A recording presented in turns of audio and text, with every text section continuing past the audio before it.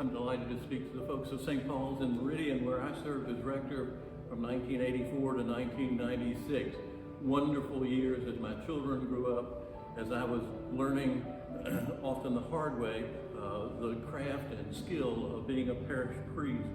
It was a joy to be able to be a part of that parish, not only because of the great fellowship that was a part of their DNA, but because of all the meals we ate and all the times we gathered and great festivals that we celebrated together. But St. Paul's was a lot more than that. It always was a place where good music and good liturgy were part of our life and time together. It was a place where the commitment to the community, the larger community. St. Paul's always said, if you're going to have a mission project, make sure you don't do it alone, but you gather as many fellow believers and people of goodwill to make things happen, and that really transformed the city of Meridian.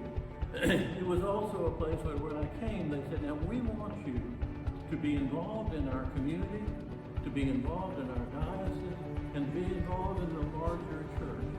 What an incredible gift that was for me, and a great joy to be able to carry on through the years. All of the time, it was that commitment to St. Paul's being a heart and an advocate for the city of Meridian, educationally, culturally, in our relationship between the races, in our care for the poor and the downtrodden. What an incredible place St. Paul's is. I think one of the things I want to say to you all is a story that I've told probably a number of times. When I was growing up and came down here to Selma, where I'm retired now, Daddy would always take us out fishing. And he taught my brother and I how to fly fish. We'd get in a boat, the three of us, and paddle around the lake and cast and to catch fish. But one of the things he always said is most important to remember is if you're in the front of the boat, you need always to cast ahead of the boat. Cast ahead of the boat. Because if you're fly fishing, there's a whole lot of line backwards and forwards. And if you're at the front of the boat and you take your eye off the head, you're suddenly crossing lines and getting all kind of things mixed up behind you. It's been a motto of mine all through the years. And I'll never forget, as I left St. Paul's, you all had a wonderful roast of me.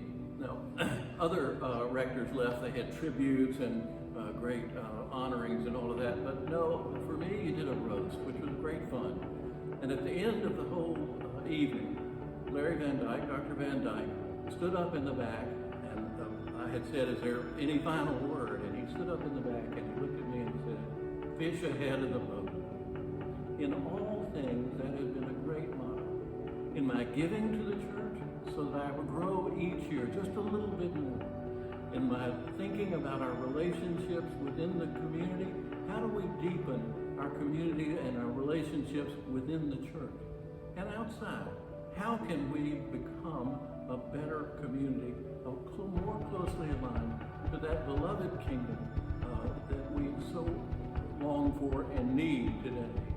I hope you'll continue to make a difference in the life of St. Paul's, in your commitment for the year to come, and know how grateful I am for all of the gifts that I've received. Fish ahead of the boat. Thank you.